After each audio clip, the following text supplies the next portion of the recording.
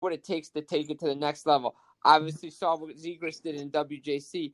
He was with Ryan Getzlaff for a while. He has that mentality. You start getting that mentality, like a kid like Mercer, man, he's going to do good things because he's that typical, prototypical two-way player that the Devils find, like a John Madden, a Blake Coleman type player, and those are hard to find, and those are the kind of guys you win with. So if he can play in the AHL with Binghamton, Newark, whatever you want to call them, I'm all for it. Jim, did you like notice, like, I know I don't like to bring it up because it just happened a couple days ago, but do you did you notice in the gold medal game that Dawson Mercer's like board work, like his work ethic along like the half wall and like the cycle and everything, like just the amount of like energy and effort he's putting into like board battles and kind of being in the right place at the right time. And he's even, I noticed, excellent on the He's a strong that's a guy, like, but that's like you said. So that's a guy you want on your team, and if he can take that to play against men and start doing it against guys in AHL, man, that's only going to help his development even further into the NHL. And then he can understand, okay, I need to put on some size here, or I got to do this more. But again, I compare him to John Madden and Blake Coleman, two excellent Devil players. You know, one guy scored, I don't know, probably set the record for Devils for most shorthanded goals. And the other guy, you just traded a value at the trade deadline for what he was doing. So the Devils seem to find these guys in the later round. And well, he got him in the first round this year. Usually they get him in the later rounds. But I have no objection with him going to AHL whatsoever. And the thing is, too, he'd be. And it gets him some experience too. Like it helps him. It's going to help him adjust to like a bigger man's game in the NHL and even the AHL. Like the AHL is 20 times the competition that junior hockey is. It's going to raise the level. Prospects. And him going to the AHL will give him more time to adjust to like the NHL and all that kind of stuff. And that way, maybe he's ready a little bit quicker to play in the NHL. Maybe he's not, but at least it gives him an idea. And if he does play a little bit in the AHL, if I believe he's capable of going there this year, but he would get to play with Nolan Foote in Newark, Binghamton, whatever. The Newark Devils right now. I have to. Joe is set on the Newark Devils.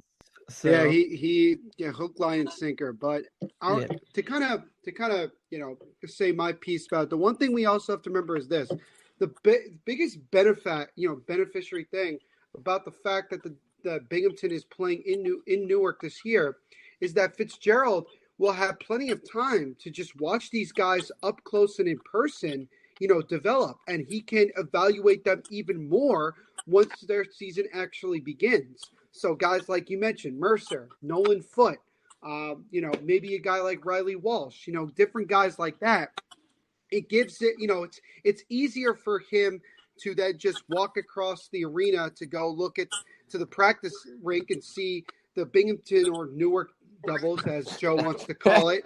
I'm going to call them the Broad Street Devils because that's different, but nonetheless, you look at that, and I think that's going to be the biggest thing for Mercer is that if he does play with the AHL team, he's going to be under the watchful eye of Fitzgerald every day. It's not like he's playing in Binghamton. He's playing basically and living basically, in New Jersey with the rest of the team, and he'll be able to get noticed a lot quicker. So I wouldn't be surprised if Dawson Mercer is somebody that maybe the Devils call up at the end of this season if everything goes the way that we kind of think it's going to go. But, we'll see. But I like what Mercer did in the World Juniors. That 2-goal game he had a couple days ago with a shorthanded goal was phenomenal. Like, he really showcased his skills.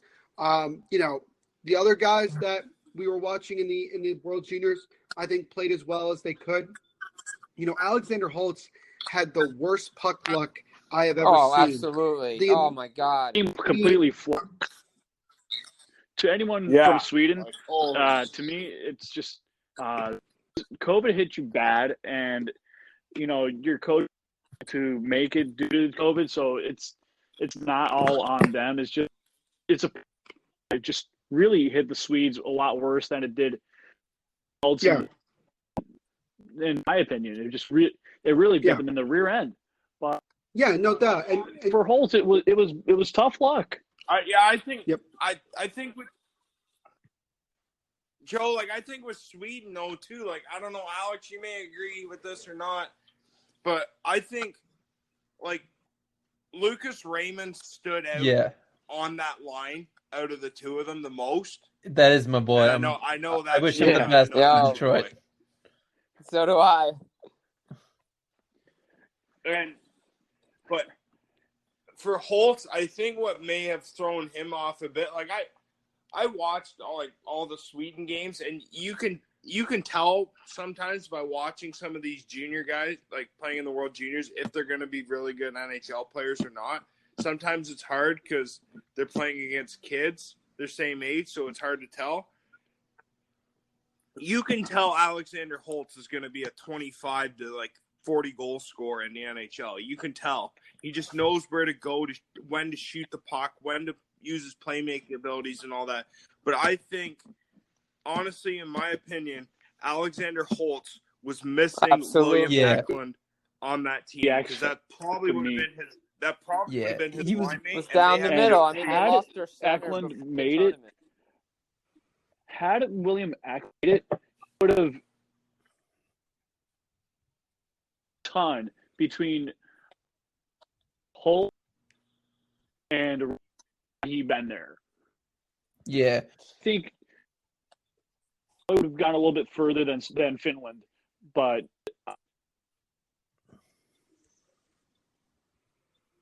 did we lose him? I think we might have lost him. Bro, yeah. I agree, there he is. Yeah. I'll go. All right. Somebody else want to just kind of join in on that? The most interesting thing about Alexander Holtz is that he's 6'4" and well over 200 pounds, and he's a kid. In the eyes of the law, he's a kid. And he's already built for the NHL because he's playing against men on a day-to-day basis. So that kid has the ability to come right into the NHL at some point and immediately not get rattled by the physicality of the game. And if he gets through that, he's going to be doing a lot of really good things.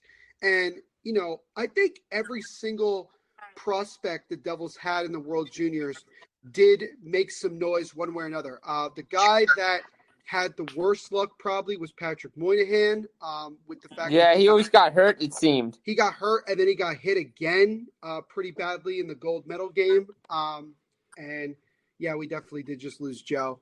Joe's out of here. That's a confirmation. But I got to be honest with you guys. The guy who really impressed me the most, during the tournament, was actually Arseny Gritziuk.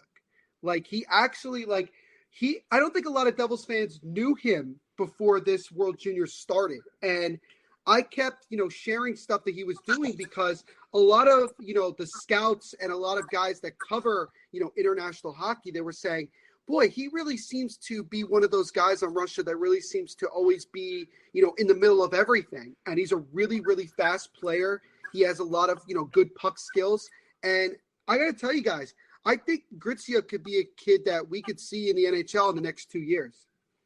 Yeah, I mean, I was impressed by him in the tournament. It's a shame he didn't play in the bronze medal game. Yeah, it was a joke. But classic Russia. But going back to Holtz there, I mean, he didn't have great puck luck. Sweden just didn't.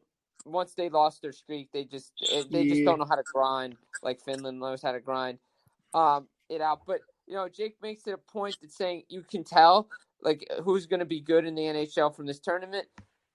Yes and no, because I heard it brought up today on I think it was Pierre Maguire on TSN. Yep. He was saying that everybody thought Casey Middlestat was going to be this monster in the NHL for what he did at the 2018 World Juniors, and he's just not been able to pick the game up. Yeah, and you just don't know. But I think Holtz will be fine coming in. Alex, your boy on Russia, the defenseman, Shakir, he really impressed me. Yeah, I mean, I just want to touch on Holtz a little bit too, and then we'll get into Shakir. But, like the thing with Holtz is like he didn't play poorly at the WJC. We mentioned he had poor puck luck, but like, if I don't know if you guys follow Mitch Brown on Twitter, but he was just basically like tracking every game of the WJC, and like Holtz's expected primary points were a lot higher than his actual points. So he was playing well. He just wasn't getting any luck, and didn't help to not have Eklund there. Carl Henriksen, who was supposed to be Sweden's top line center, wasn't there either because of a COVID test. William Wallander wasn't there on defense because of a COVID test. So Sweden and their coaching staff was all missing as well. So, Sweden just didn't. It was a tough tournament for them, but Holtz will be fine because he's playing well in the SHL too. I mean, he's been one of Djurgården's top players. As for Shakir, I mean, I wasn't crazy about that pick, and I'm still not really that crazy about that pick. I did think he had a pretty good tournament for the most part. If you look at some of like his underlying numbers, he was really good in transition, and he had some of the best expected goals numbers from Russia's defensemen. So like he did some things well, but also like some of his decision making off the puck wasn't great, and his defensive positioning, that's a bit of a problem too. I think he has a lot of work to do defensively, but he did show something. He did show what type of defenseman he could be at the WJC, which is an effective like puck moving defenseman, because he was good in transition, and Russia really didn't have much on the back end other than Semyon Shestyakov, who was really, really good at the tournament as well. So I think on the whole, it was a pretty positive tournament for Shakir, even though he didn't have some great moments as well. Yeah, I mean, imagine if once he fills into that body. Yeah. Like he figures that out, like he'll be okay for the Devils, I think. Like you said, I wasn't crazy about the pick. I think it was a panic move. But the more I watch him, I'm like, okay, I can be brought into this now. I've seen what he's doing, and I get why they did it. And he's just a work in progress, and that's fine. He's definitely a project, but he's going to be playing in the KHL for at least a couple of seasons, and that's a good league to develop in if you're playing in the KHL. You're playing in the second best league in the world after the NHL, so should be good for him, and we'll see in a few years' time how he looks and if he's ready for NHL action. Yeah, Alex, Steve Corianos, I think he tweeted it during the World Juniors. I don't know if it was the Canada-Russia game or if it was during the bronze medal game, but he mentioned that, like, a lot of people, criticized Fitzgerald and the Devils for taking Muhammadulin at 20, but also pointed out when you have 3 first-round picks, you can afford to take a risk with that last first-rounder. But the Devils taking him, it wasn't for him to play here in the next, year or two. It's basically, he said, they're not going to rush him. They know he's a bit of a project. They're going to let him develop. It's more looking at, the 2024 to, 2026 sort of range down the line. That's when you think, once by then you hope, he's playing top 4 minutes. He's starting to crack the top 4 by then, and that was always going to be the plan when they drafted him, and nothing about the WJC changed my opinion on that, and I'm sure it didn't change the Devils' opinion. The WJC is such a small sample size of games, so he did, I think, fine for he was definitely not the best defenseman at the tournament, but he was not as bad as people were making him out to be on Twitter. He did some good things, and now we'll just see what happens the rest of the KHL season and how he develops over in Russia. I think we have to remember also that, let's be honest. First of all, it was a shock when the Devils took him at, in the first round, because nobody had him projected in the first round. They had him projected, I think, in the third round, to be quite honest. But what the Devils saw in Shakir is a kid that is a long-term project, that it's a low risk, in my opinion. It's a low risk, high reward type of move, because this kid has such raw ability. He's very raw, but if he's developed correctly and given the time that he needs, the defenseman that he can become is so beneficial. And by the time that he would be ready to go for the NHL, if the Devils are going, go in the direction